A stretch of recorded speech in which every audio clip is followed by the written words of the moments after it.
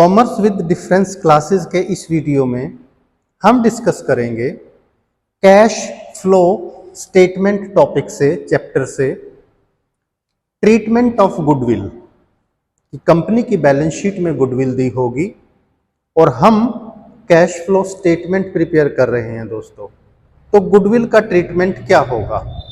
अब गुडविल के दो केसेस बनेंगे दोस्तों इसमें, कि या तो गुडविल की वैल्यू डिक्रीज हो रही होगी या गुडविल की वैल्यू इंक्रीज हो रही होगी। यानी दो केसेस होंगे, ध्यान से समझना इसको दोस्तों। गुडविल की जो वैल्यू है, वैल्यू ऑफ गुडविल पिछले साल के मुकाबले या तो डिक्रीज होगी यानी घट रही होगी, नंबर 2, या वो इंक्रीज हो रही होगी। तो दोनों केसेस में कैश फ्लो स्टेटमेंट में इसका अलग अलग ट्रीटमेंट होगा दोस्तों। सबसे पहले हम देखते हैं, जब गुडविल की वैल्यू डिक्रीज हो रही हो तो क्या ट्रीटमेंट होगा। फर्स्ट केस लेकर चल रहे हैं, देखिए गुडविल का। गुडविल की वैल्यू मान लो 2021 में है 2 लाख और 2022 में रह गई 1,60,000। ये केस है। देखिए राइट साइड में सबसे पहले प्रीवियस ईयर दिया होता है, फिर यहां पर लेफ्ट साइड में करंट ईयर दिया होता है।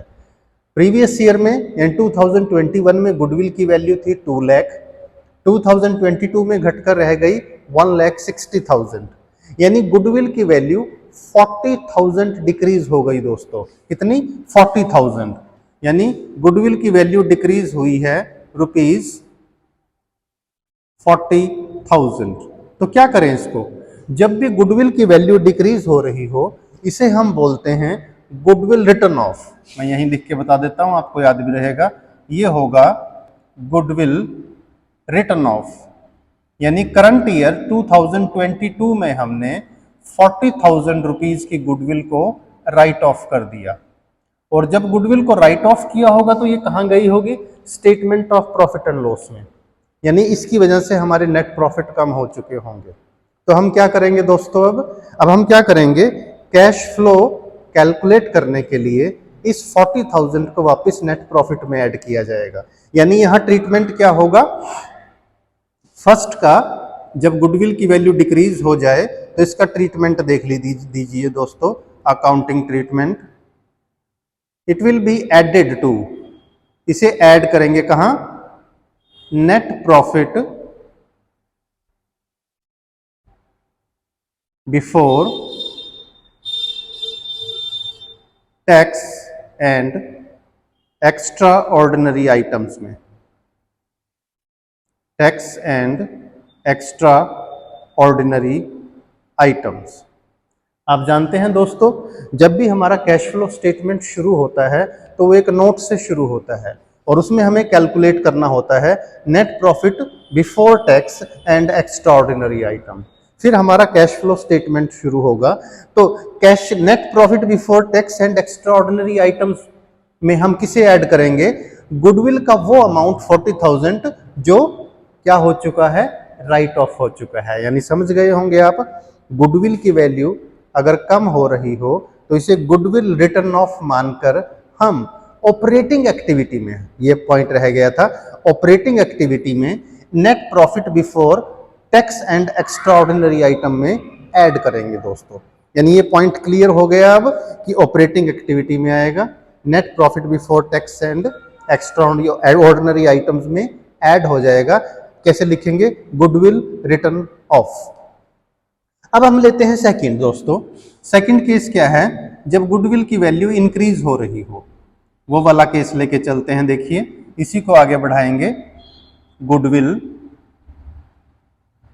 गुडविल की वैल्यू देखिए प्रीवियस ईयर में थी 2 लाख और मान लीजिए यहां पर इंक्रीज होकर हो गई है 3 लाख।